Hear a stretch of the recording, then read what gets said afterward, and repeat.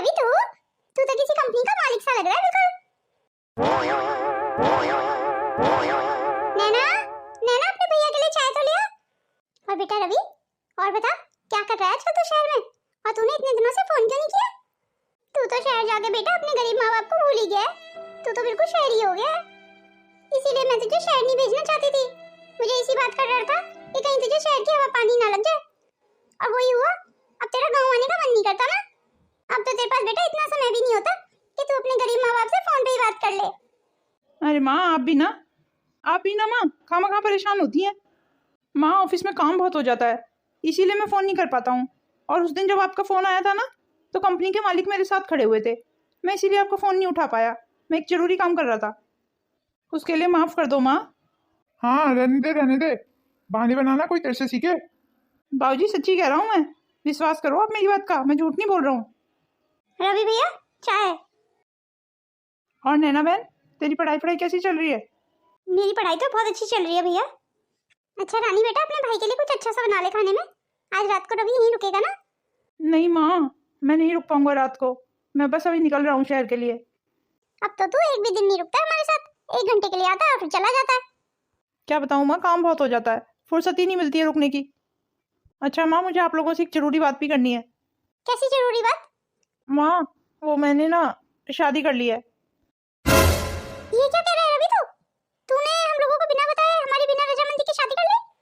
पर किससे? कौन है वो लड़की?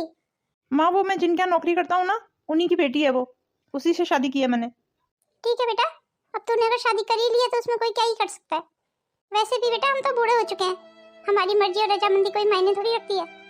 ऐसी बात नहीं है माँ, वो मुझे शादी करनी पड़ी, वो सिचुएशन ही कुछ ऐसी बन गई थी।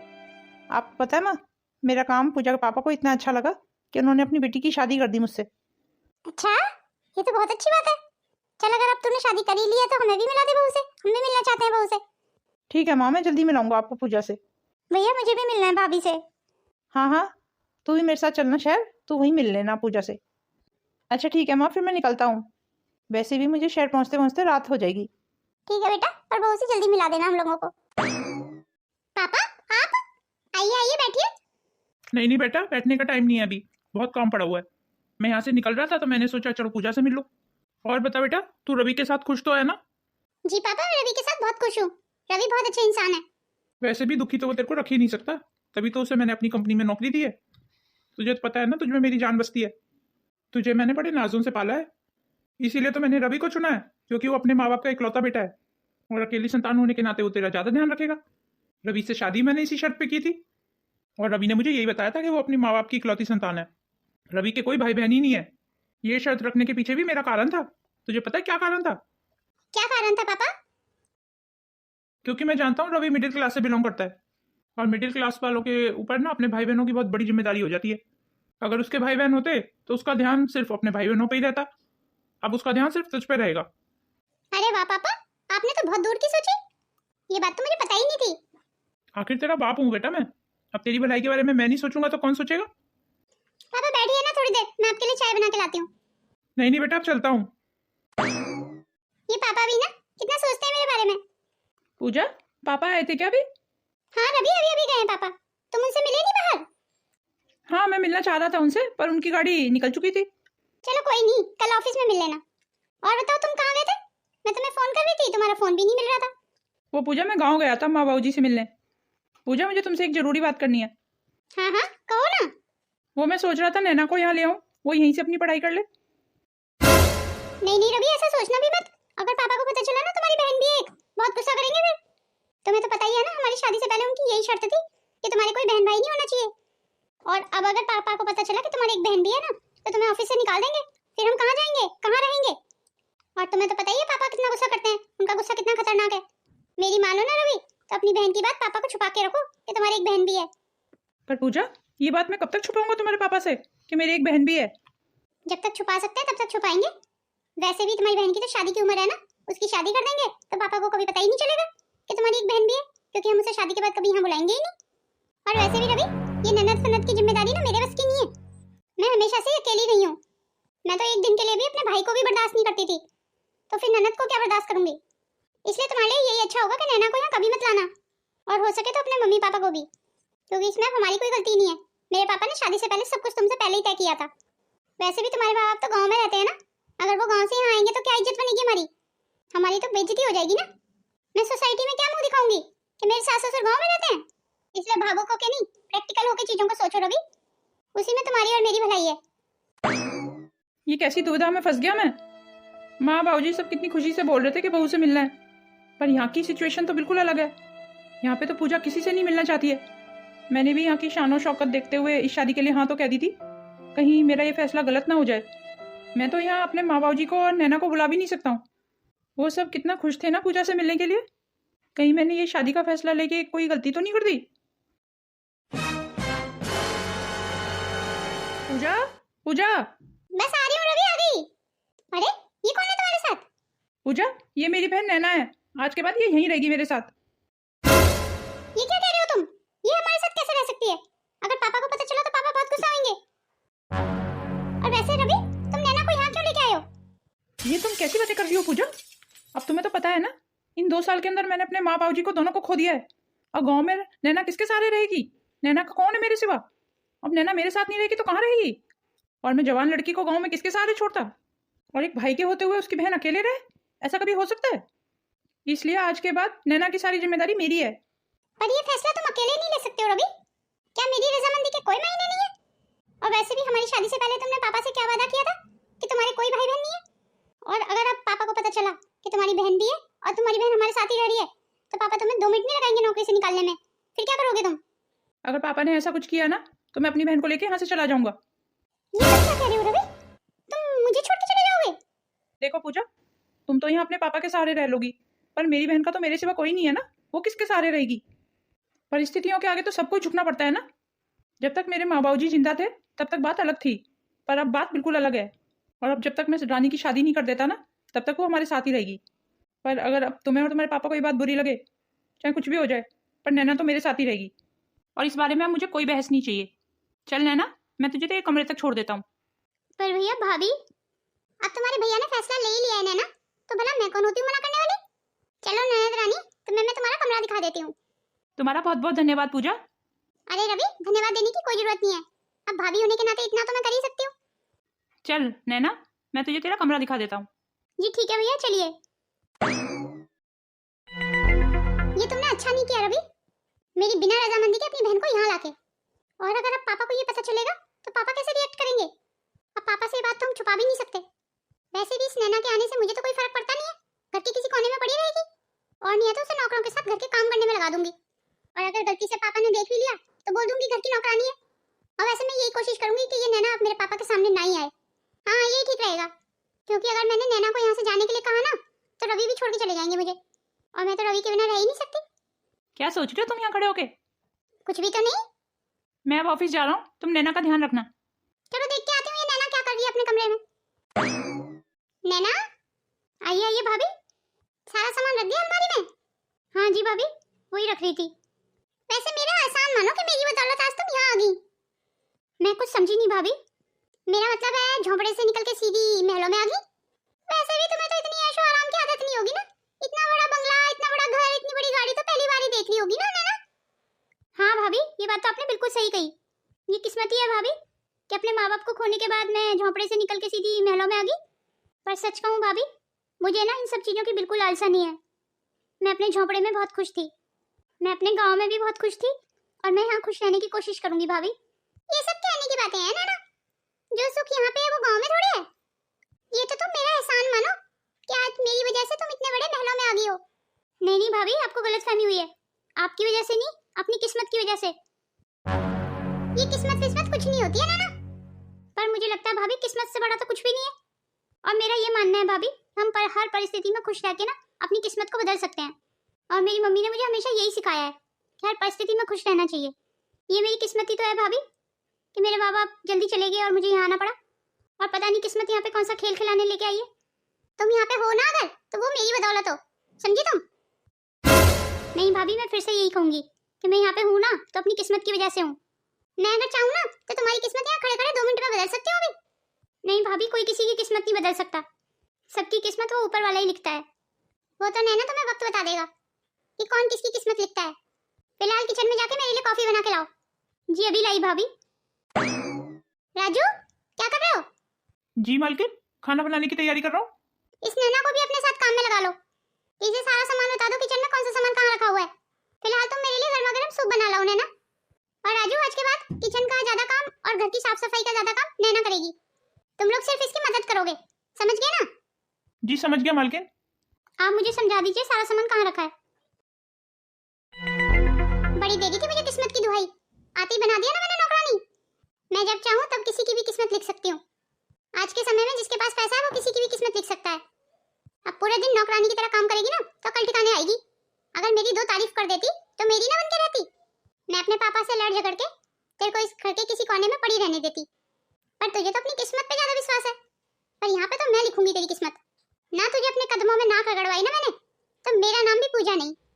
और एक दिन तू खुद इस बात को मानेगी कि तेरी किस्मत मेरे हाथों में है आज के बाद।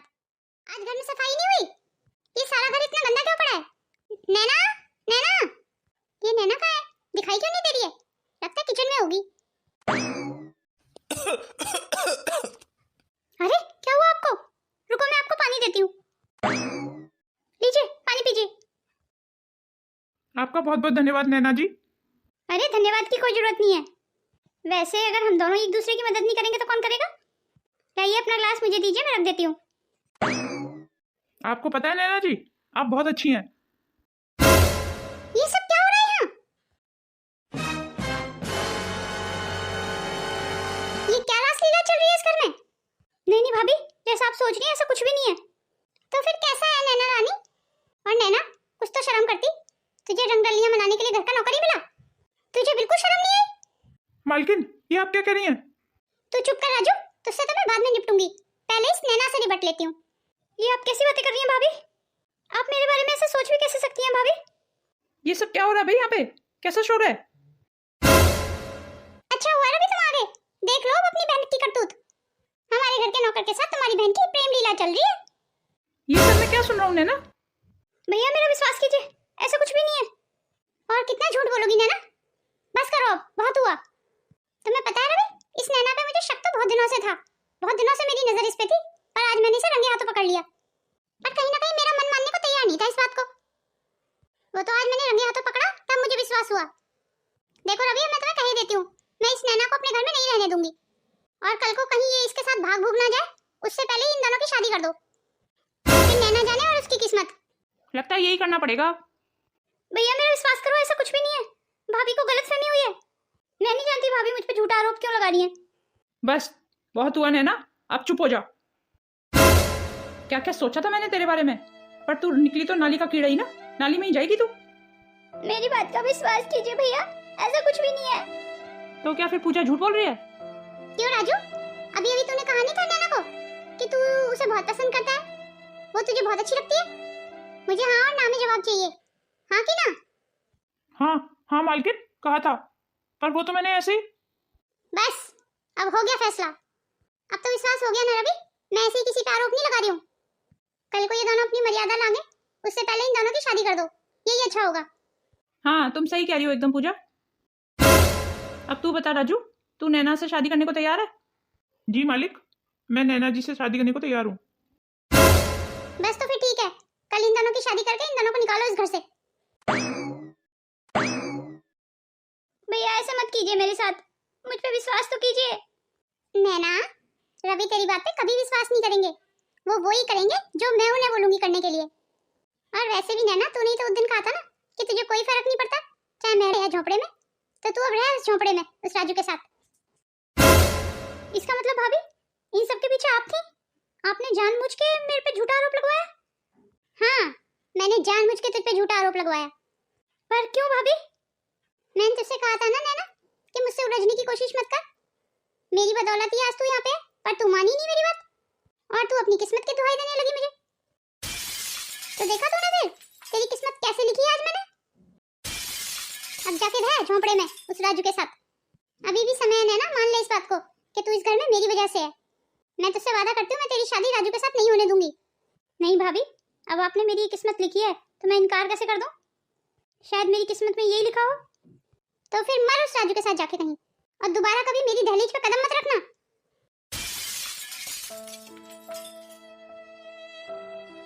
ये तुमने क्या कर दिया नैना? मैंने तो ऐसी शादी करने का तुम्हारा ख्वाब नहीं देखा था। मैं तो तुम्हारी शादी बहुत धूमधाम से करना चाहता था। रवि, ये क्या? तुम ऐसे रो क्यों रहे हो? पूजा, कहीं मैंने कोई गलती तो नहीं कर दी अपनी बहन की शादी एक नौकर से करके? मैंने अपने गुस्से के चलते इतना बड़ा कदम उठा दिया और उन्हें घर से भी निकाल दिया। आखिर वो कहाँ होगी इस समय? किन हालातों का सामना कर रही होगी? ये मैंने क्या कर दिया? कहाँ दर दर भटक रही होगी वो? शांत हो जाओ रवि, इतना मत सोचो। और हम कर भी क्या सकते थे रवि? हमारे पास उनकी शादी के अलावा कोई चारा ही नहीं बचा था। शायद तुम सही कह रही हो। हमारे लिए अच्छा यही होगा रवि कि हम दोनों को उनके हाल पे छोड़ दें। देखने वाली बात ये होगी कि उनकी किस्मत उन्हें कहाँ लेके जाती है रवि। तुम्हें पता नहीं है रवि, शायद मैंने तो नैना की शादी के लिए क्या क्या ख्वाब देखे थे। आखिर इकलौती भाभी जो थी मैं उसकी, पर नैना ने ये सब करके मेरे तो अरमानों पे पानी फिरा दिया। नैना कुछ ऐसा करेगी मैंने तो सपने में भी नहीं सोचा था। पर भगवान की मर्जी के आगे किसकी चली है रवि। अच्छा तो यही होगा, अब तुम ये सब भूल जाओ। पूजा पूजा, भैया क्या हुआ आपको? सब ठीक तो है ना? पूजा, बाबूजी का एक्सीडेंट हो गया। बाबूजी नहीं रहे इस दुनिया में।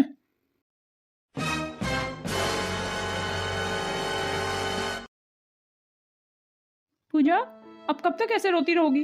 कितने दिन हो गए तुम्हें ऐसे रोते हुए? तुमने तो कुछ खाया भी नहीं है इतने दिनों से।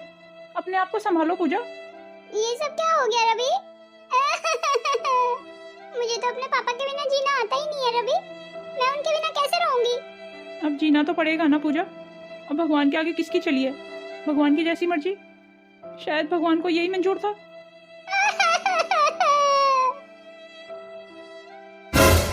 रवि, क्या हुआ भैया? आप इतने गुस्से में क्यों हैं? रवि से कोई गलती हो गई क्या? ये क्या रवि, तुमने ऑफिस के काम में इतनी लापरवाही की? तुम्हारी इस लापरवाही के चलते हमें करोड़ों का नुकसान हो गया। अब मैं ऑफिस के काम के लिए तुम पे बिल्कुल विश्वास नहीं कर सकता। मुझे तुम जैसे बंदों की बिल्कुल जरूरत नहीं है। ऑफिस आके अपना हिसाब ले जाना। और हाँ, जितनी जल्दी हो सके ना इस घर को खाली कर दो और अपना रहने का और कहीं इंतजाम करो। ये आप क्या कह रहे हैं भैया? अगर आप हमें इस घर से जाने के लिए कहेंगे तो हम कहाँ जाएंगे? वो सब मैं नहीं जानता। तुझे तो पता है ना मेरा फैसला अटल होता है। मैंने बोल दिया ना खाली करो घर तो खाली करो बस, वरना मुझे और भी तरीके आते हैं घर खाली कराने के। और तू तो मुझे अच्छे से जानती है कि मैं कैसा हूँ। ये भैया क्या कह रहे हैं रवि? भैया जो कह रहे हैं वो सही कह रहे थे? नहीं नहीं पूजा, मैंने तो ऑफिस के काम में कोई लापरवाही नहीं की। भैया मुझ पे झूठा आरोप लगा रहे हैं। अब तो हमें ये घर खाली करना पड़ेगा रवि, नहीं तो भैया भैया की पहुंच बहुत ऊंची है, वो कुछ भी कर सकते हैं। अगर हम राजी से खाली नहीं करेंगे तो भैया गैर राजी खाली करवाएंगे। और मैं भैया को अच्छे से जानती हूँ कि भैया जो एक बार ठान लेते हैं ना वो करके ही छोड़ते हैं।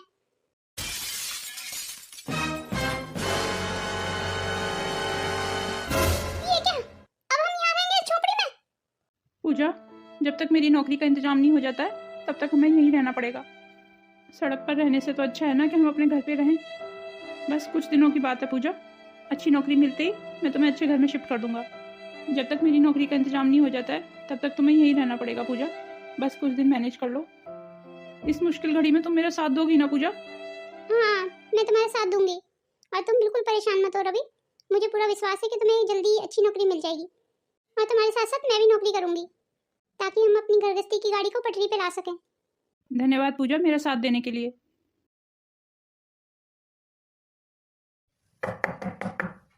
लगता है रवि आ गए। आज तो रवि को नई नौकरी मिली गई होगी। अरे क्या हुआ, नौकरी मिली या नहीं? आज भी मुझे नौकरी नहीं मिली।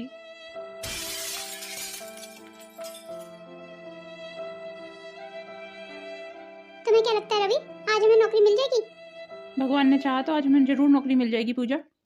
बस एक बार कंपनी के मालिक से मीटिंग हो जाए तो हमें नौकरी जरूर दे देंगे। इसका मतलब अभी तुम्हारी मीटिंग नहीं हुई है? नहीं, अभी मीटिंग नहीं हो पाई है।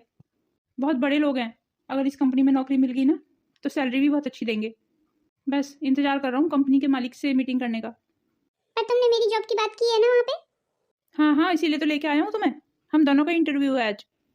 चलो फिर जल्दी चलो, कहीं देर ना हो जाए। हाय रवि, आज मैं इतनी खुश हूँ ना कि तुम्हें बता नहीं सकती। तुम्हें इतनी अच्छी नौकरी जो मिल गई है, मुझे तो तुम्हारी काबिलियत पे कभी भी शक नहीं था। मेरे साथ साथ तुम्हें भी तो नौकरी मिली है, तुम्हें भी नौकरी की बहुत मुबारकबाद। और मैंने तो ये भी सुना है कि इस कंपनी की तरफ से ना हमें फ्लैट भी मिलेगा रहने के लिए। अच्छा, ये तो बहुत खुशी की बात है। अब तुम थोड़े दिन के बाद ना कंपनी के मालिक से मिलके ना फ्लैट की बात कर लेना।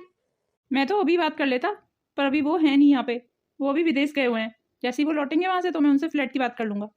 वैसे तुमने ऑफिस देखा, कितना शानदार ऑफिस बनाया हुआ था। भगवान ने चाहा तो सब कुछ ठीक हो जाएगा अब। तुम्हारे मुंह में घी शक्कर।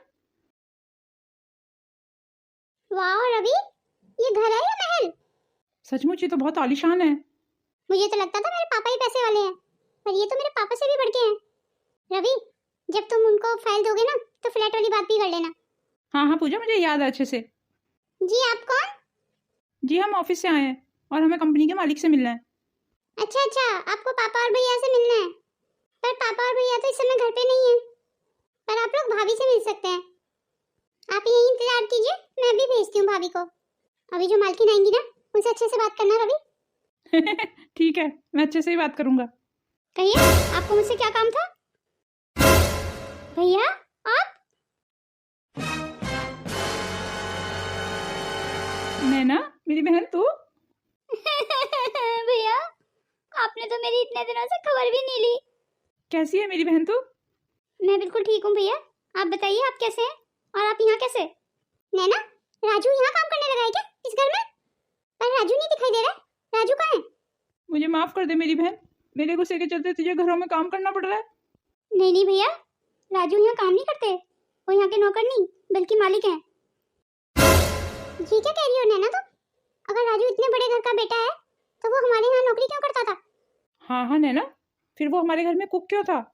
वो खाना क्यों बनाता था हमारे यहाँ? वो इसलिए भैया कि राजू हमेशा से शेफ बनना चाहते थे, और इसी बात को लेकर उनके पापा से आर्ग्यूमेंट हो गई थी उनकी, क्योंकि उनके पापा को बिल्कुल पसंद नहीं था कि वो खाना बनाने का काम करें। उनके पापा चाहते थे कि वो बिजनेस संभालें। बस इसी बात को लेकर दोनों बाप बेटे में आर्ग्यूमेंट हो गई थी और राजू घर छोड़ के निकल गए। और हमारी शादी के बाद उनको यहाँ आना ही पड़ा, मुझे जो सबको मिलाना था। फिर सबने हमें अपना लिया भैया। तो क्या तेरे ससुर मान गए? अब उनको राजू के खाना बनाने से कोई प्रॉब्लम नहीं है? नहीं नहीं भाभी, राजू अभी शेफ का काम करते हैं, अपने उसी काम को लेके वो अमेरिका गए हुए हैं और अपने पापा के साथ बिजनेस भी संभालते हैं। और इकलौते बेटे होने के नाते उन्हें बिजनेस तो संभालना ही चाहिए, इसलिए मेरे ससुर को उनके सामने झुकना ही पड़ा। मैं तेरे लिए बहुत खुश हूँ नैना कि आज मेरी बहन इतने बड़े घर की बहू है। और तुझे पता है नैना, मैं तेरी कंपनी में काम करता हूँ। ये क्या कह रहे हो भैया तुम? आप हमारी कंपनी में काम करते हैं? पर क्यों भैया, आप तो भाभी के पापा की कंपनी में काम करते थे ना? वो एक लंबी कहानी है बहन, वो मैं तुझे बाद में बताऊंगा। अच्छा नैना, राजू आए तो हमारा एक काम करा देना।